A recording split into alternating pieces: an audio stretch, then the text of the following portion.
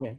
Hello everyone. I'm Yuta Takahashi from Institute of Science Tokyo, and this is a collaboration work with the Japanese rocket company. And in this study, we considered utilize a magnetic field interaction to control the satellite swarm in the Earth orbit to realize the construction of a large distributed space structure around the Earth. And we mainly developed the experimental design, experimental setup, and also developed the running-based magnetic field interaction models. And this is our research background slide. And as you know, the many space systems have increased the aperture size in the few decades and to enhance their performance. However, the larger space system faced some challenge, including the size constraint of the launch vehicle. So one of the proposed solution is distributed space structure, where multiple satellites form a virtual structure in the space.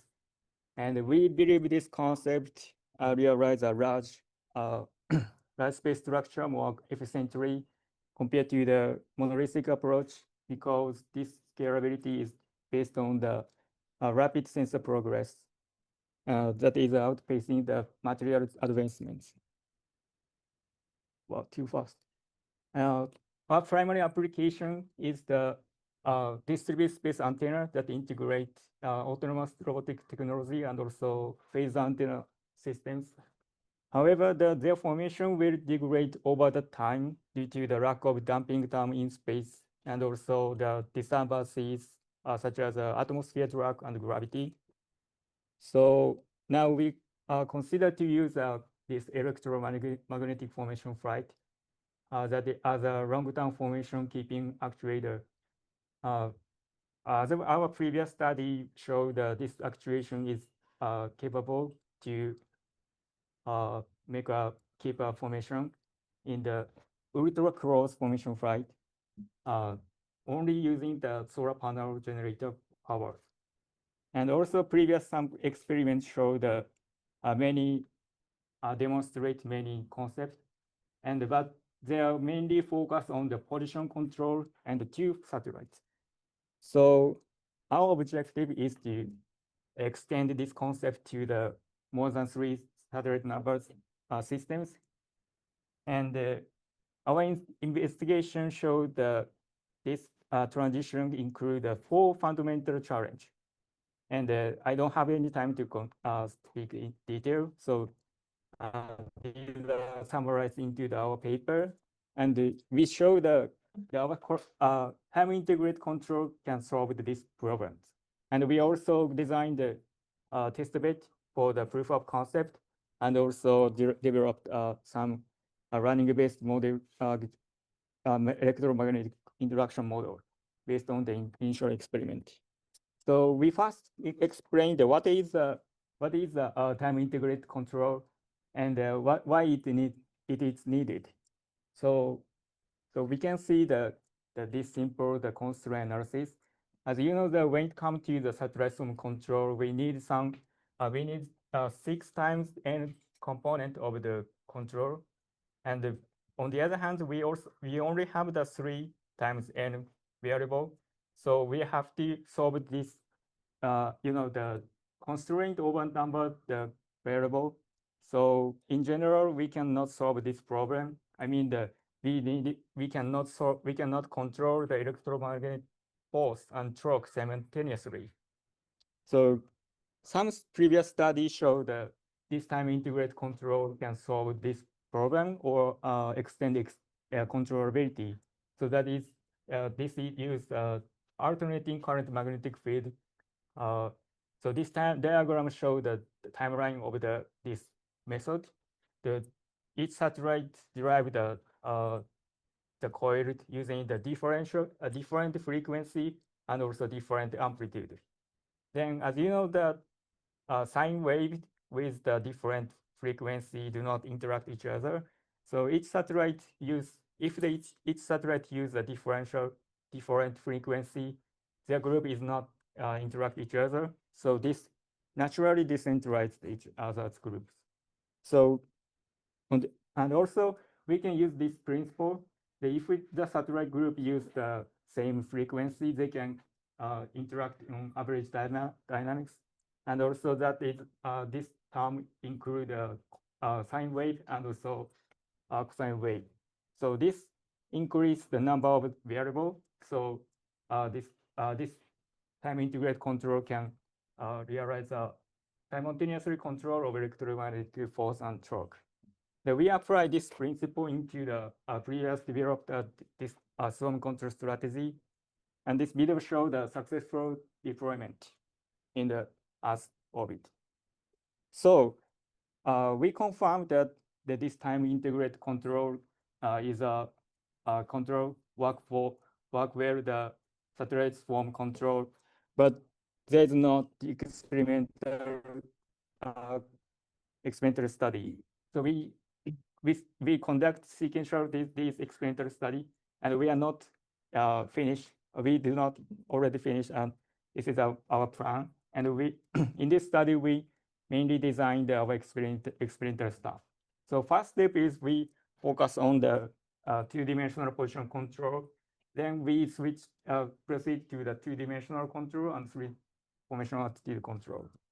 And our main point is that we only have to focus on the small agents groups. Then we can we will confirm to our strategy. We designed our electromagnetic coil based on this optimization, and we use this linear air track, but we found our air track had some distortion. Then it's a piece of seat for the 1.15 meter. Then it generates microgravity. So based on this, our CubeSat model cannot control their relative position. So we designed this larger coils, and this has a two-axis coil, and the second coil has a iron coil, and they have enough power to attenuate gravity. And as you know, the disturbance is completely different from the orbital dynamics. So we introduce and prove that this coordination transformation can provide some suggestion between these two dynamics under this closed loop control. So finally, I want to show the fun experimental movie. So this is our result. This is distance control result. They generate magnetic field and they control their distance, and we confirm that the distance is the and also we control two-dimensional position under the microgravity. We can see that for the non-control case, their distance will be diverged into the some point, but our magnetic force converged into the our case. We can see the gravity. We can we can did the gravity compensation. So this is our ongoing experiment example. So right one is angle control, and the last one is a two-dimensional formation and angle control. This example control decentralize each satellite this manner, and you can see the direction of the magnetic field by this needle directions. If their direction is switched into the another direction when their distance is very small or collided to each other or far apart. You can see this. And this is ongoing experiment work. So finally, I want to show some experiment runs lessons. We see some unextended vibration into here, even though our command force into this direction. So this is due to the model error, and we mainly use this dipole approximation model, but you know, as the satellite distance is very small, the distance their model become a very not inaccurately. So if we use this exact magnetic field model, we can we can improve the accuracy, but it takes a very high computational cost. So we trained some MLPs based on these random generated geometry, then apply these running. We can get a significant result. Our calculation time increase, and also standard deviation is very small, and we got a high accuracy and also less computational run-based model field control, magnetic field control. So this is our conclusion. So thank you for listening. Thank you for your time and attention. Thank you. This is our reference. You have maybe one question at a time.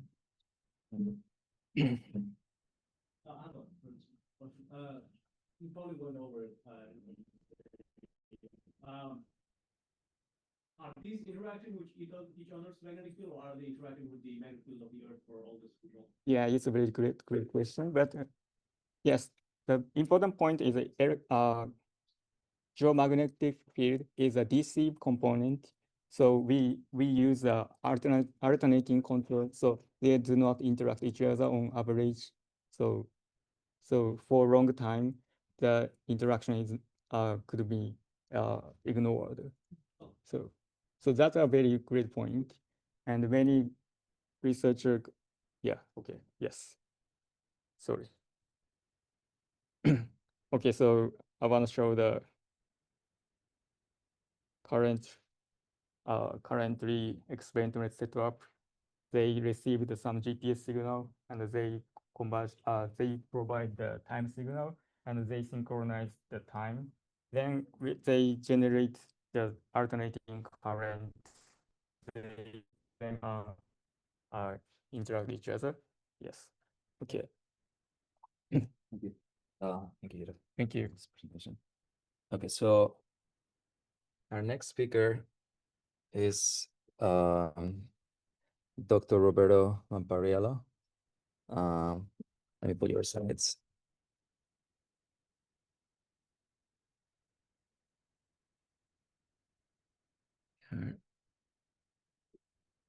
There you go.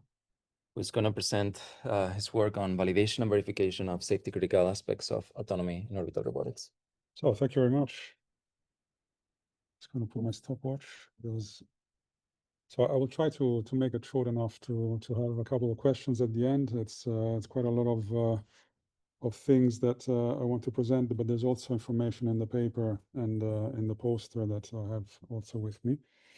So Roberto Lampariello from the Institute of Robotics and Mechatronics, DLR in Germany, and I'm going to present some work from my team on the validation and verification of some of the safety critical aspects for orbital robotics. So there was already some discussion about these topics yesterday and today. The kind of scenarios that are of interest to us include on-orbit servicing, active debris removal, and long-term also assembly and manufacturing. So you can see two of the activities that have been ongoing recently through Astroscale here, and also the mission from the ESA ClearSpace 1 for capturing, tumbling, cooperative debris. And we at DLR are also contributing with a robotic arm within the AEROS-SC project from the European Commission.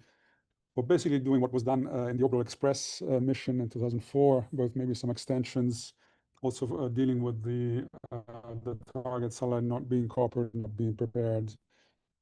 So we are providing the robotic arm and also the software for that. Basically, very simply, the idea is to have a pipeline, which actually we're not providing in this project, but it's more like a research part that I'm going to present today, but also then the motion planning and the controller, very, very simply speaking. And the question is, how do we do the VMV of these? The perception pipeline is machine learning based, as I will present later. line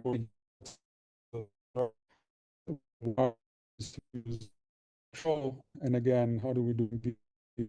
Okay. So VNV, I think we know what that is about. So that the first point that I want to make is that there are no formal standards for doing VNV for optimal control and D-based DL-based perception. We have available here the V diagram, so the waterfall software development life cycle that you probably know. But there are some pitfalls then when applying this to these methodologies, formal methods, and many other such things. No? So what I want to then now underline is some of the work that we've been doing within optimal control to at least simplify the VNV task. And then I will say a few words about also our approach for the deep learning-based machine learning.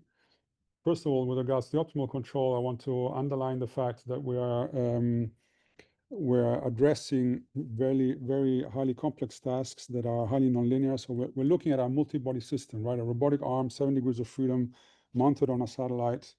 The satellite is free floating or free flying, if you like, but there is dynamic interaction. We have a lot of motion constraints, perception-based motion constraints, field of view, pixel velocity. The target might be tumbling in front of us, so we have to account for that, collision avoidance and so on. So it is a highly nonlinear, highly constrained problem that is typically not suitable for convexification. So there is already work for doing also formal proofs for MPC-based methods. But what we're looking at here is a general NLP problem, so a nonlinear program in which we solve a parametric problem. We have a parametric task space of dimensions NP, in which we define our task. For example, we want to reach with the end effector the grasping point of the target. So we have a 6-dimensional parametric task for the 6 degrees of freedom of the end effector, and we formulate that as an NLP. And I want to underline specifically satisfying the motion constraints, less the optimality, but more the motion constraints. And as I said, there are no methods for doing that formally. Of course, one can use the typical approaches used nowadays with extensive simulation. So testing in simulation environments, advanced simulation environments, basically do Monte Carlo. But that is also very time consuming and also is not complete. So questions about that. And also we want to be able to deal with uncertainty. So this is only providing the solution to the nominal conditions, for example, of the tumbling motion of the target. But there is a substantial uncertainty to take account of that because you don't know the tumbling motion when you reach it. You have to identify it, and then you have to propagate the motion to solve this problem. And this propagation has uncertainties, and you have to be able to deal with the uncertainty. So what we are proposing now is to do what we define a task workspace. So basically, I've mentioned this task parameter that defines the task, and within the space of this parameter, in the example of the end effector 6-dimensional task space, we do a kind of a lookup table, let's say. So we discretize the space and solve a problem offline for each of the grid points of this grid, and then we are able to estimate a neighborhood of validity around each one of these points. So this is a novelty. We can not only claim that there is a neighborhood. This is based on mathematics of optimization. We also have devised a way to estimate the size of these neighborhoods. So then choosing enough of these grid points can overlap the neighborhoods and cover the task space of interest, right? So the result is basically what you see here. This is for this 6-dimensional problem that I mentioned, the position and orientation. So it's a lot of information, so I can explain more offline for those who are interested. But you can basically see areas here where there's basically a lot of robustness. So if you reach to one of those points, you can move away from it safely, accounting for the robustness. And this is something that we can do offline. And then online, all that we have to do is the so-called sensitivity-based update, which is a very, very cheap computation. And to do the VMV of that is a lot cheaper than doing and easier than doing the VMV of the NLP for an NLP running online. So we don't want to do NLP on board. We can actually just do this. It's a sensitivity-based update. So this then also helps us for the workspace, task workspace. So for the VMV, we can show which parts of the task space are admissible, and we can also help in the mission planning, identifying safest corridors to execute the task. And we can also help in the mission operations.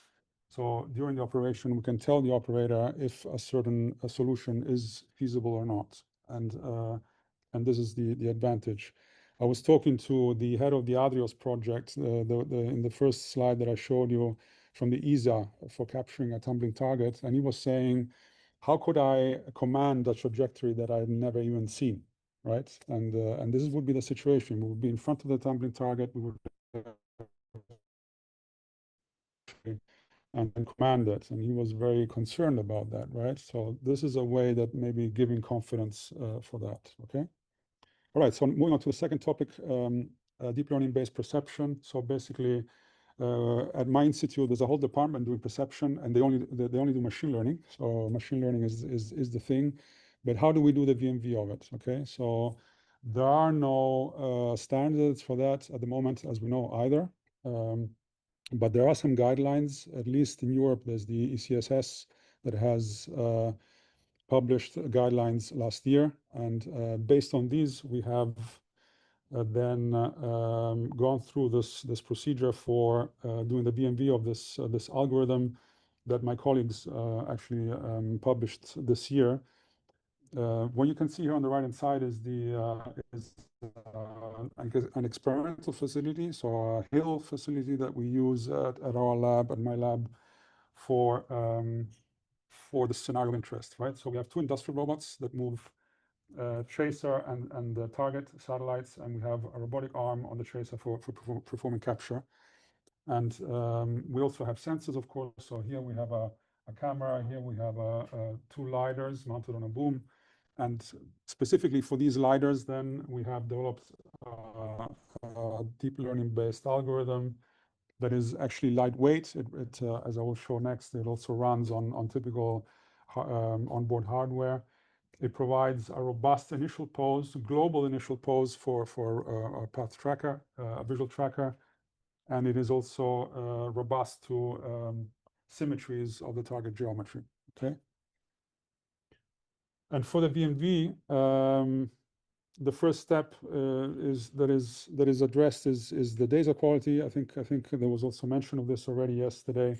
So basically having simulated data for the representativeness, and then the augmented data. So basically adding artifacts and then checking for the consistency. And we have good quality data for these. For the experimental data, we have used this facility that I've just shown you. And we have not fully representative data because the lidars are not space qualifiable. Typically one would apply it in the real system, and we don't have any data yet because we never had a mission, and we don't even have one in plan at the moment for lidars, right? So this is still in the development phase, okay? So, but we've gone through all this, and the second step is the model development and testing. So basically you can see here in this video a point cloud of our target simulated, and this we have shown that it outperforms classical and other deep learning methods, both in terms of speed, computation speed, and in terms of accuracy. It has been trained for robustness against data artifacts and model deviations, and it showed to very well close this inter-real gap. So the method was trained on synthetic data and applied on the real data, and that worked very well.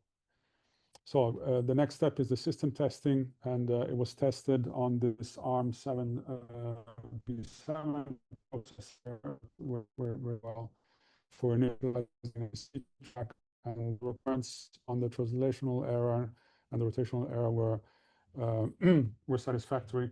Of course, here we're going into, again, the discussion. So how many trajectories do you need to really validate and which ones? So I'm not saying that we've completely closed the circle here, but it's an ongoing process, and we're just following these guidelines and see how far we get with that. Yeah? All right, then the last topic I wanted to address is very, very quickly, the model-based design that we're doing. What I mentioned earlier, also the model in the loop, software in the loop, process in the loop, and hardware in the loop for orbital robotics. And we're doing that using the Coppelia Sim tool. If you come across that, it specifically addresses robotic systems, and we have extended that to allow for simulating processes at different sampling rates. For example, the dynamics at 1 millisecond and IMUs at 10, and the sensors at 100 milliseconds. That was not a feature provided by Coppelia Sim itself, and we can then do that, use that to simulate. We have then our middleware to communicate with our models, and then we can do rapid prototyping of our systems. Okay, so just concluding, I just wanted to iterate the fact that dedicated BMB standards are still necessary for these high-performance perception and control methods. In optimal control per space, robotics is not really used. I mean, complexification is not useful for robotics, and the new approaches that we have proposed are provable. What I've not mentioned before, because of what I've said, based on the theory, we have provable treatment of task uncertainty and a substantial reduction of BMB complexity. And then we've applied these guidelines to the deep learning based methods, and with success, and until now, and we have this rapid prototyping tool as shown. So I stop here. Thank you very much.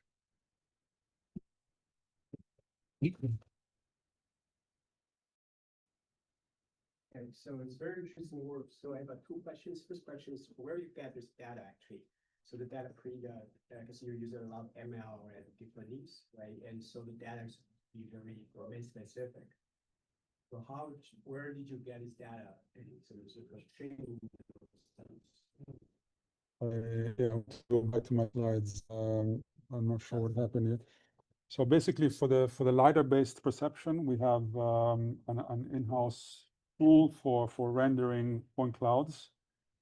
We have a model-based approach. Okay. So we use a CAD model of the target satellite, and based on that, then we can generate training data. So in other words, just synthesized data, not the real. Yes. Well, then we have the real data from the facility that I showed you earlier. Right. If I go up.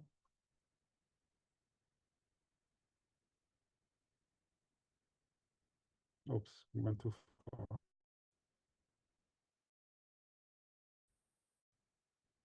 Yes. So this is where we got the real data. This is the target, and this is the LiDAR. Okay. So this is our real scenario that we've tested. Okay. And we train with the synthetic data and then test it on that and close the synthetic gap with that. Okay. Of course, the next question is how close is that to the real? Yeah, and that's of course a very legitimate question. Yes. So we try to make this as realistic as possible. So on the target, we have a real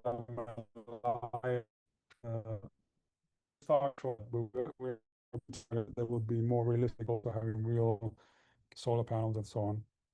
The second question is how do you solve this problem for safety critical pre-deterministic? Because for all ML and deep AI is more statistic based, right?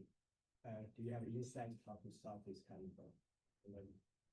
I mean, for me, this is still a very central and open question, because we are involved in these missions. We are delivering the motion planning and the controller, not the perception at the moment. And I don't know what ESA and European Commission are going to tell us in terms of satisfying requirements doing the BMV. We're looking at it into it intensely and trying to see what is out there, what is possible. And I think at the end of the day, it's just going to be doing Monte Carlo simulations. And that's because that's all there is, right? I mean, at the end of the day. And, I mean, of course, we're doing research in developing formal methods for NLPs. And also for machine learning based methods. These are the guidelines. There are workshops, I mean, at DLR, just on that topic for machine learning based perception and control also. So it's an ongoing community. I mean, it's a community that has, you know, ongoing developments. And I really don't know how far this, I mean, sooner or later, I think they're just gonna come to terms with the fact that they have to do statistical analysis and then, as was mentioned also yesterday, just take a little bit of courage and try that, hope that everything runs well, right? Actually, yeah, there's some research doing on the machine learning and try to set up this constraint for the safety critical applications. Mm-hmm. Yeah, I think So when we're going to talk later, thanks. Any other questions? Okay, thank you.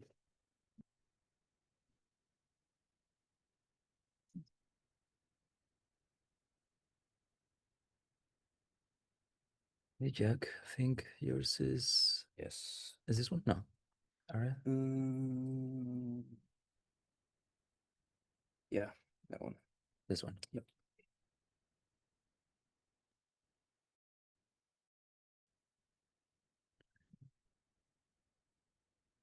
Our next speaker, Naish, learning surface and vertical mobility for Enceladus direct ocean access. That's awesome. Thank you. Cool. Okay, so there are pretty much a small number of places in the solar system where you're going to find life, microbial life, and of those places, Enceladus ranks pretty highly. Why is this? Well, the moon is very special because it has these plumes ejecting material constantly into space, and these plumes are fed by a global subsurface liquid water ocean. And we think this ocean contains like hydrothermal vent activity. And there are many places on Earth it's reasonable to kind of ask the question, well, can we go there?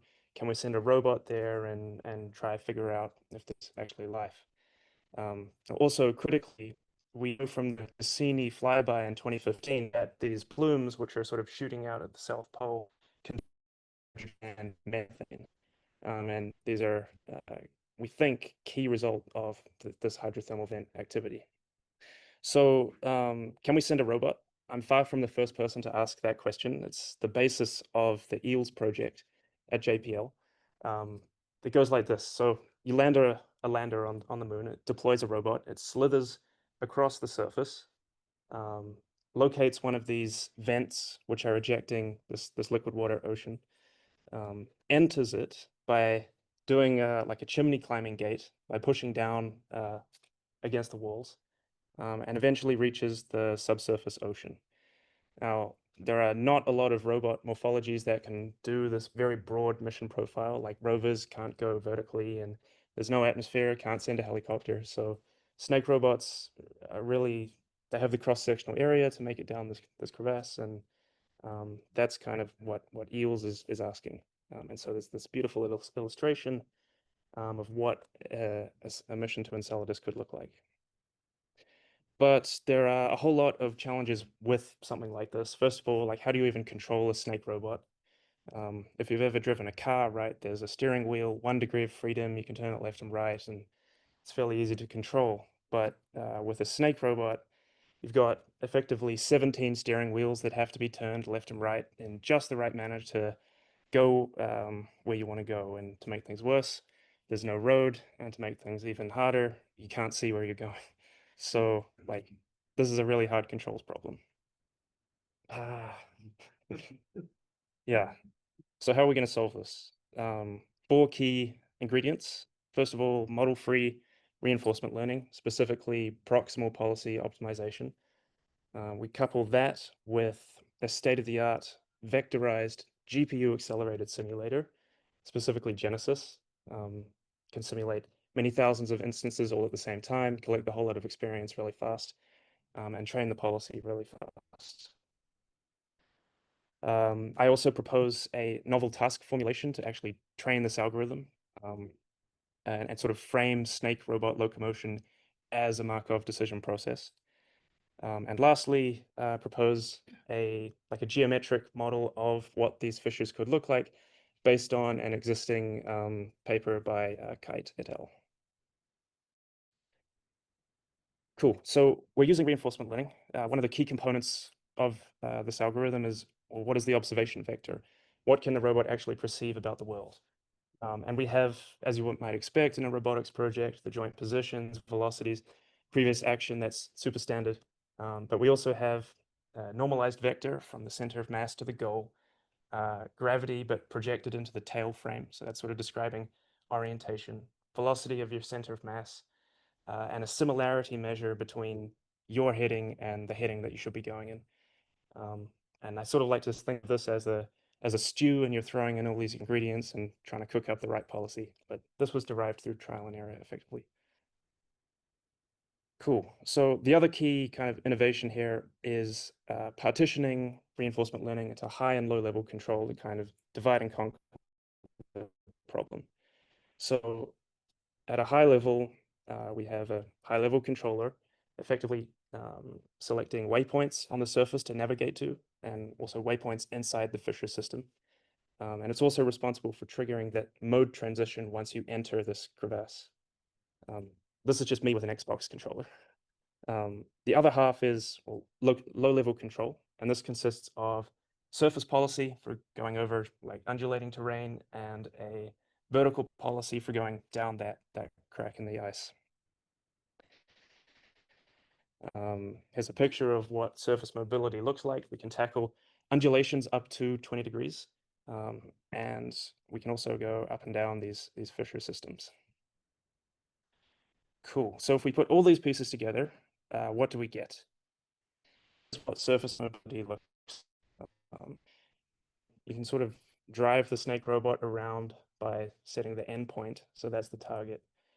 And the robot will dynamically adapt its gaits at test time to kind of slither its way towards the goal. You move the goal all around, and the robot will reorient itself to sort of accomplish the mission.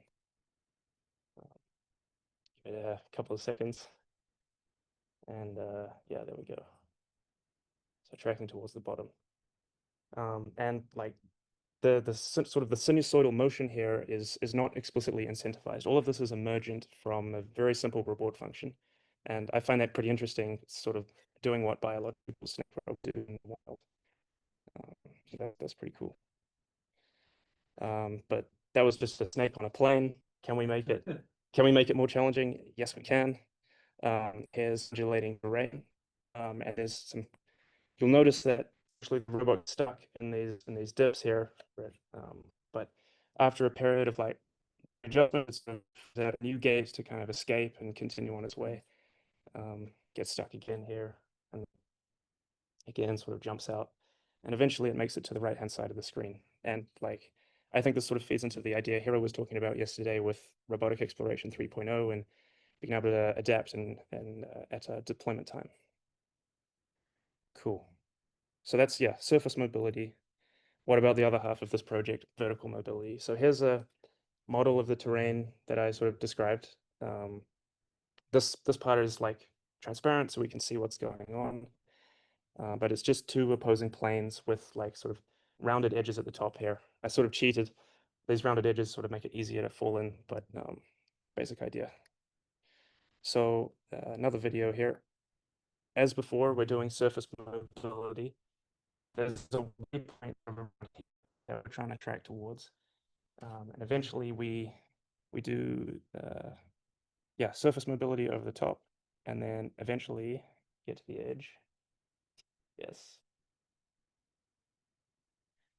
This is, I think, 5x real time.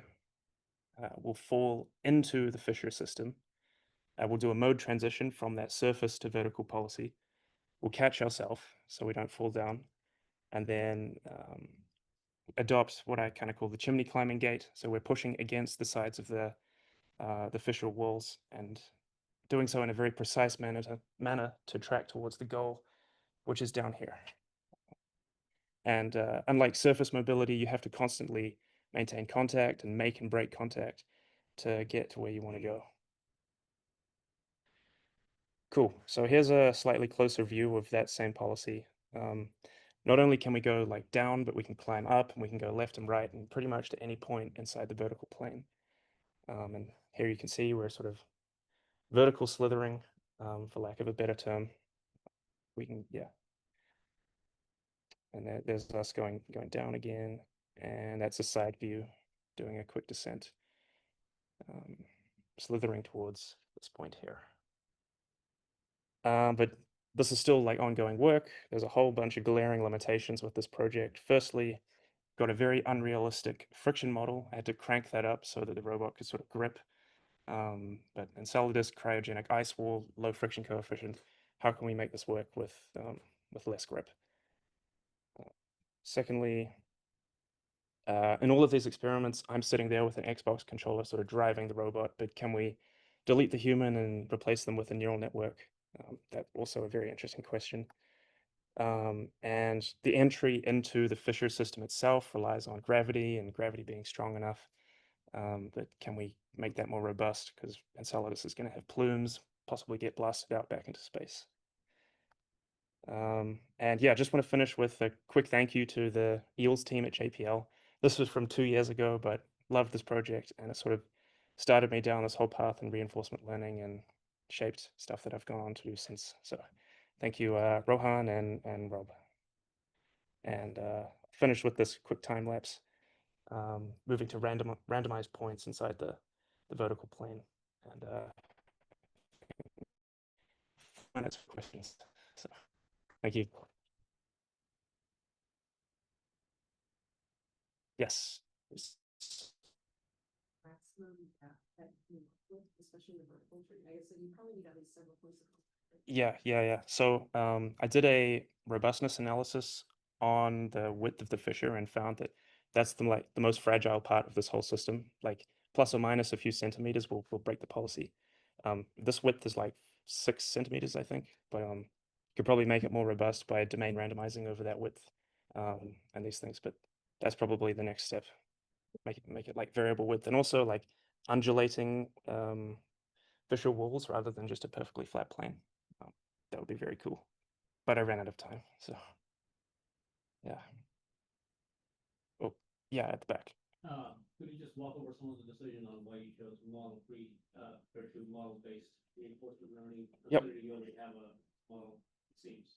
You could probably get a synthetic data feed into your neural network. Yes. A lot of it was just personal preference. I'd worked with this algorithm before, used it during my internship project, and it's what I knew, and I could move very fast with it. But you're right, we have a model, and looking at model-based or also like differentiable simulation, I think would be really cool as well. But yeah, definitely, I'll put that down for future work. Yep. Cool. When we did the thing, we totally used the model thing. But it's not like, model free versus model based, just, we are exploring different options. As long as it works, I guess. Yeah. And don't use complex. Pros and cons, right? Model based, it's not super, adaptive, very highly tuned environment versus, so this method has clear benefit of being quickly adapted. Yes, yeah, like being able to learn stuff and have it look like a biological snake is quite cool. Maggie. But after it goes all the way down, is it expected to go up again? Yes, yeah. We can move to any point, and so here's us climbing, moving down. Yeah, goal was there, and then it sort of falls down and then climbs back up again. Climbing is actually easier, funnily enough. But yeah, and yes. It seems in some ways very risky, especially the clean yourself up. Do you have any thoughts on how you could adapt this to make it more safe and less likely to damage the robot? Yes. I believe there are people at JPL working on like anchoring technologies. There was like a predecessor of eels. I think it was the Enceladus Vent Explorer that looked at anchoring and ways you can sort of screw appendages of the robot into the ice. But yeah, I guess the focus of this was controls given the architecture, but that's an interesting question. Can we change the architecture and make it more safe? If you tried this in the real world, you'd probably break the robot if Simterreal didn't kill you first. So yeah. Cool. Oh yes. Yeah. I'm curious, maybe another question, but what is the current state of this project? Do you see, like, at some point maybe being able to send a final model of eels to sell them to any other ice? I can't comment on eels specifically. I've been out of the loop for 2 years, but this project, it was just a hobby project. I'll probably continue it in my spare time, but I'm not sure where I'll take it after this. Yeah, but would love to talk if you're interested in going to Enceladus. After Congress, Yeah, exactly. Final points. Oh yeah, here's the reward function. Maximize velocity to the target and keep your actions really tiny. That's basically it. And from this, you get like snake motion and the ability to climb. I find that quite cool. Yeah. So same reward function and same observations for surface and vertical, with some subtle changes that I wrote down in the paper, but effectively the same thing. Yeah, sure. Yeah, that's another key limitation. I know there is work. I knew some guys at JPL working on like task and mission planning algorithms. So those could be operating at a high level. But you'd need some kind of like exteroceptive observation, so like LiDAR or a digital elevation model or something that you could use. This policy was blind and it didn't have any sensors. So I guess, yeah, that would be the main thing. I don't want to be sitting there on Enceladus driving it with an Xbox controller. But yeah, that would be the next thing. Delete the human. Humans are slow.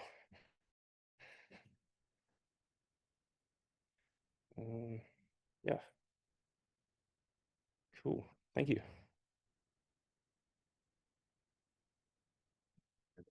Thanks.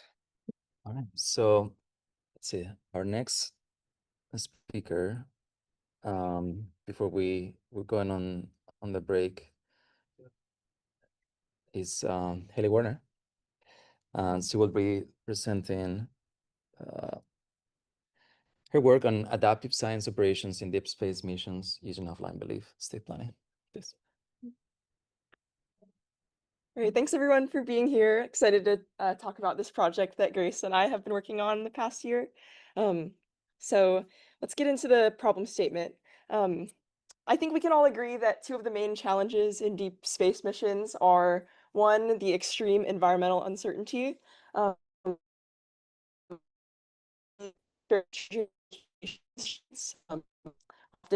prohibiting ground intervention in real time. So there is this need for robust onboard autonomy. And we've seen a lot of autonomy used onboard spacecraft for tasks like station keeping and trajectory optimization. And Grace and I were interested in using autonomy we were wondering, can we use autonomy to support main mission objectives like data collection and scientific discovery? So we set out with the goal of designing a verifiable autonomy framework that sequences spacecraft science instruments in real time to maximize science return while addressing a lot of the constraints of deep space. So as a case study, continuing with the Enceladus theme, we selected the Orbilander. This is a flagship astrobiology mission that, as I mentioned, faces these very stringent communication constraints, up to 80-minute delays between Earth and Enceladus, and 12-hour roughly communication blackouts. And at the same time, the science objectives are really complicated, and we have this like complex suite of 6 science instruments in the life detection suite. And some of the science we have to perform is very time sensitive, like cell membranes, for example, are likely to degrade within a few hours upon melting after sample collection. And so when we think about using explicit programming or rule-based methods, it might be tedious or insufficient to cover all of the off-nominal scenarios that might arise, like degraded sensors or failed mechanical components, failed sample collection. So we need a framework that generalizes to these unexpected failures and handles this environmental uncertainty. So to take our stab at the problem, we combine these two tools, a partially observable Markov decision process and a Bayesian network, to adaptively sequence the science instruments in real time. And we use the Bayesian network to model the planetary samples and simplify the observations that we'll make with the life detection suite. So to get into what those two concepts are, a POMDP is pretty common in reinforcement learning settings. So we'll start with a quick overview of how they work in the context of the Orbilander. So we start with a potentially bioactive sample. Maybe this is ice plume material collected from Enceladus orbit. The sample has a true hidden state, whether it contains biotic or abiotic chemistry or what we would consider life. And we're not sure what that underlying state is. All we can do is take actions, AT, to use instruments to make those imperfect or noisy observations of the sample, hopefully detecting biosignatures. And using this data on board the spacecraft, we can maintain a belief over that state and maintain a belief over the probability of life in that state. And the question of how we actually maintain this belief was a little bit fuzzy. And how do we process observations in real time to ensure we're using the instruments effectively? And to answer this question, we proposed using a Bayesian network. So a Bayesian network is a way that is the way that we process observations and directly compute the probability of biotic chemistry in a sample. It's a probabilistic model built around any directed acyclic graph. So Bayesian networks take advantage of conditional independence between random variables to compactly model their joint probability distribution. So in this simple example, we have a set of 4 random variables. Let's say they're binary, they're true or false. Using this Bayesian network, we can factor the joint probability function between these 4 variables to approximately half the number of parameters required to describe this full distribution. So yeah, in this example, each edge denotes a conditional dependence relationship. So B depends on A, D depends on both B and C. And this allows us to compactly describe a sample. And this saves massively with scaling and increased independence between random variables. So this has a lot of computational benefit. And here's the general structure that we landed on for designing a Bayesian network around astrobiology and life detection. So we have the central question of whether the sample contains life or not. And we maintain a probability over that. So this is the belief that we're tracking over a sample. And then we also have observations that come pretty much directly from the Enceladus Orbilander instrument suite. We might measure metrics like pH or more direct biosignatures, like whether a polyelectrolyte is present or the chirality ratio. And so don't let this structure confuse you. We basically just chose, so obviously we can think of this as like the likelihood of detecting a polyelectrolyte depends on whether life is present in the sample. So this is just a way of performing backward inference up this tree to estimate the probability of life given all our direct measurements. And here's our actual formal design that we used in simulation. So here's just a snapshot of the conditional probability distributions that we used in this network. these, due to like lack of, or due to epistemic uncertainty about alien life and lack of environmental data, these do need to be hand designed by experts.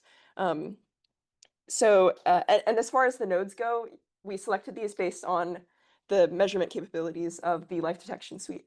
But this framework is highly customizable, and yeah, we're not astrobiologists, but we did take a first pass at trying to describe those relationships between biosignatures. And a couple other smaller details. So to fully formulate a POMDP, you also have to describe a transition and reward function. The transition function just returns the likelihood of the next state given the current state and the action taken last, as well as the reward function for that state action pair. So this reward function heavily dictates the instrument policy our POMDP solver produces.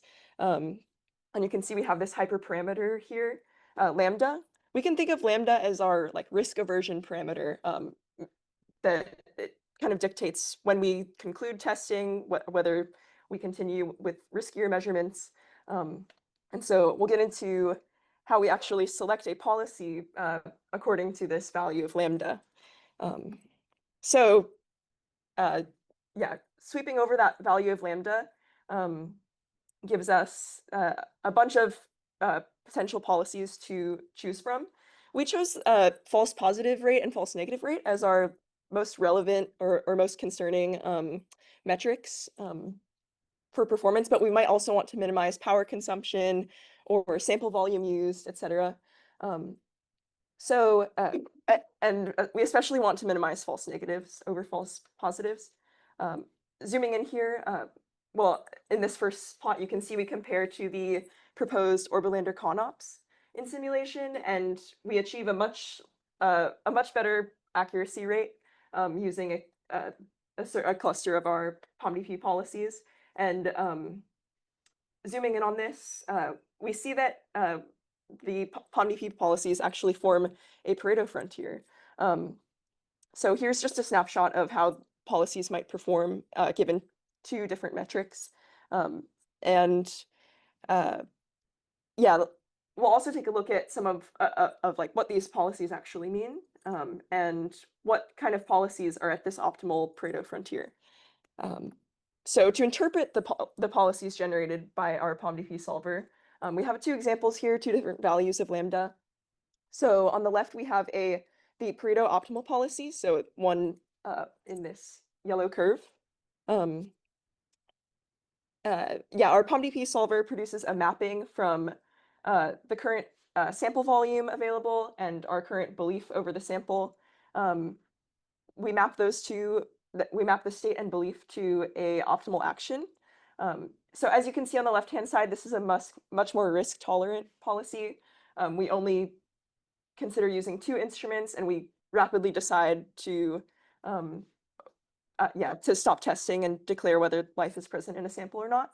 And then we also selected this policy to display where we use a higher variety of instruments and we take a more conservative approach to testing.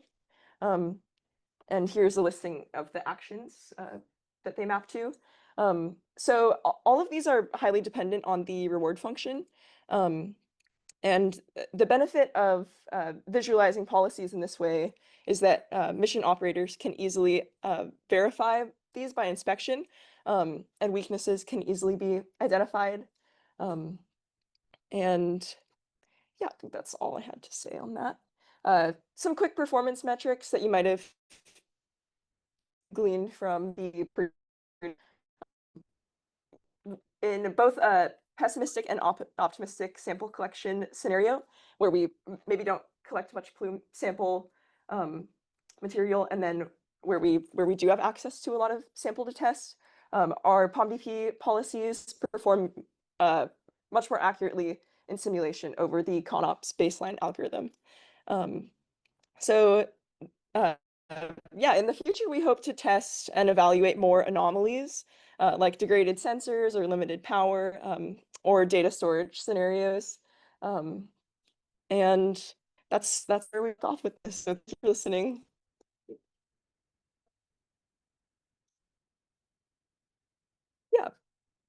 very work, very interesting. I guess this is more like a comment rather than a question. And you know, I'm not the astrobiologist, but just commenting on the, you know, messiness of the real, you know, situations. Nothing critical. Is there two unattacked issues which could be your future work? One is that the astrobiological observations would have a huge room for interpretation. For example, whether this is a cell membrane or not, is this fatty acid, could be a biological or not. Huge debate. No scientist can agree to each other, right? So that's one. Two, more specifically,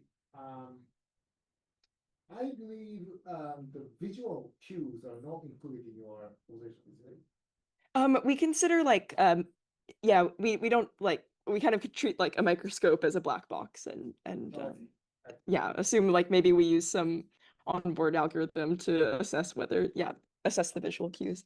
Yeah, that could be a huge piece of information, you know, what they could see, and that has a huge unknowns, but they could see, right? We can expect. So how to deal with that, and scientists use all of her past experiences from analogies to Earth's life forms.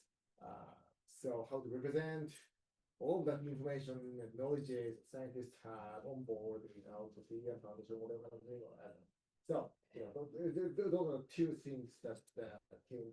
Yeah, thank you for that. I think I also probably like should have narrowed the scope to say that like we definitely don't want to replace the role of astrobiologists in the science interpretation after the fact, but we're hoping that by doing this sort of like intermediate data interpretation, that we end up making smarter decisions in real time and selecting the right instruments, and that way we actually deliver more useful data to those astrobiologists. Yeah, I appreciate that. Yeah, go ahead. So for your functions, how you relate these your reward with the actual system resources like power, energy? Oh yeah, so we've stuck with a pretty simplified reward function for our initial testing. So the only physical constraint we actually consider is how much sample volume we actually accumulate, but definitely room in the future for adding in engineering constraints, like a penalty for power consumption.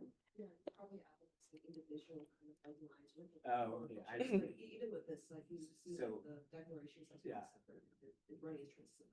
You keep adding more and more. I see. So that framework actually. Yeah. doesn't have that. And yeah. Okay. Yeah, we also might like want to encourage higher instrument diversity or a higher diversity in instrument use, and that's like perhaps a further description we could add to the reward function. And my understanding is that your work is for onboard, right? In situ kind of decision making. Yes, that's right. But these policies can be evaluated offline prior to launching, so there's no offline, or sorry, no online planning happening. Oh, I see. Yeah. So you offline and decide this, and then you can upload it and as like a lookup table. Exactly. So you actually in situ, you just look up those values. Yeah. Use the So no POMDP solving required on Enceladus on the actual spacecraft. I see, but do you actually have some kind of assessment in terms of performance requirements? Like, for example, do we need an immediate run this, or we can just use the microcontroller to run this? Do you have some sort of assessment for that? I mean, in terms of That's a good question. I think in terms of like the very baseline policy we have right now, this is something that could be run almost like on a microcontroller chip or microcontroller chip, in the sense of like all you need is like the space that you're putting in, which is only like, let's say right now it's like vector 2 for us. So like the actual like kind of actions that you're putting in, as well as like the states that you're putting in, as well as that kind of observation space that you end up developing, like as long as like those specific things are something that the microcontroller can like dig in. Right. The lookup table is just